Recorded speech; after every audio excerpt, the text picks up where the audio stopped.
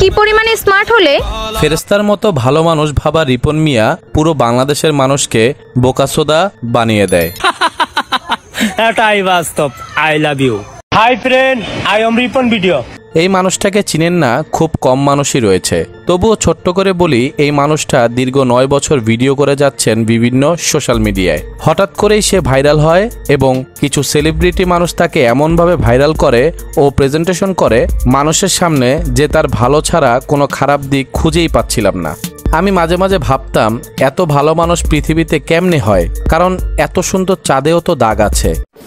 মানে কি বলবো, যাই হোক। কিন্তু হঠাৎ করে এমন কিছু বিষয় গণমাধ্যমে উঠে আসে রিপন মিয়া সম্পর্কে যেটা মানবিক ও দায়িত্বর দিক থেকে ভালো নজরে নেয়ার মতো নয়। রাতারাতি জনপ্রিয়তা পাওয়া রিপন মিয়া তার নিজের মা বাবা গরিব বলে পরিচয় দিতে লজ্জা পান এবং ঠিকমতো ভরণ পোষণও দেন না তিনি। মানুষ পরিচয় দিতে আমরা গরিব, পরিচয় দিলে যদি মান সম্মান না থাকে।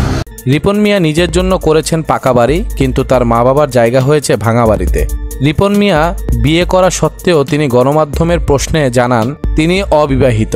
বিয়ে করি না রে ভাই, সহজ কথা আপনি বুঝেন না কেন? এইটাই বাস্তব। I love you. রিপন মিয়ার বউ এবং দুটো বাচ্চা থাকা সত্ত্বেও তাদেরকে অস্বীকার করে এবং তার বউকে তার বড় ভাইয়ের বউ বলে স্বীকৃতি দেন সাংবাদিকদের কাছে। না, বউ বাচ্চা না, আমি বিয়ে করিনি। ঘরে আমি যার সাথে কথা বলে আসলাম সে কে? এটা ভাবেই লাগে। আপনার স্ত্রী দাবি করে দুটো সন্তানের বাবা, আপনি এমন বলেছে, তাহলে এটা মিথ্যা? মিথ্যা। অনেকেই তো অনেক কথা বলে, সব মানুষের মুখে ধরে রাখা যায়। এজন্যই বলি গ্রামে ওয়াইফাই দিয়েন না, না হলে এরকমই হবে। কিন্তু একদল সেলিব্রিটি রয়েছেন যারা রিপন মিয়ার পক্ষ হয়ে তার এই বক্তব্য এবং তার মা বাবার সাথে করা অমানবিকতা তার ব্যক্তিগত সমস্যা বলে আখ্যায়িত করেছেন। এখানে দুইটা কথা কখনোই ফেলে দেওয়ার নয়। প্রথম হচ্ছে তার মা বাবার দেয়া বক্তব্য তাদের দায়িত্ব থেকে এড়িয়ে যাওয়া, কারণ মা বাবা হলো অমূল্য সম্পদ। থাকতে অনেকেই বুঝে না, কিন্তু যখন থাকবে না তখন বোঝা যায় যে কি হারিয়ে ফেলা হয়েছে। তাই থাকতে মা বাবার মূল্যায়ন করা উচিত, সবকিছু মিথ্যা বলে উড়িয়ে দেওয়া যায় না।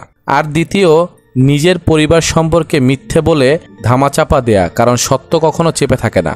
যাই হোক, এখন দেখবেন এই বিষয়টাকে পুরোপুরি ধামাচাপা দেওয়ার চেষ্টা হবে এবং গুজব বলে জিনিসটাকে উড়িয়ে দেয়া হবে। কিন্তু একটা বিষয় লক্ষ্য রাখবেন, হাজারো মিথ্যার মধ্যে অনেকটাই সত্যতা থাকে। আমি রিপন মিয়ার জন্য খারাপ কিছু বলবো না, কিন্তু যে বিষয়টা চোখে পড়ার মতো সেই বিষয়টাই তুলে ধরার চেষ্টা করলাম। জানি না কোনটা সত্য কোনটা মিথ্যা, কারণ গণমাধ্যমে আমরা অনেক কিছুই দেখি। সবসময় সবকিছু সত্য হলে আমরা তখন মিথ্যা মনে করি, আবার মিথ্যা জিনিসটাকে আমরা সত্য মনে করি। এই হলো অবস্থা। কিন্তু একটা কথা মনে রাখবেন, পৃথিবীতে কেউই ধোয়া তুলসী পাতা না। আমি রিপন মিয়াকে ধোয়া তুলসী পাতা ভাবতে পারছি না। আপনারা কি মনে করেন অবশ্যই কমেন্ট বক্সে জানিয়ে দিন। ভিডিওটি ভালো লাগলে আমাদের চ্যানেলটি সাবস্ক্রাইব করতে ভুলবেন না। ধন্যবাদ।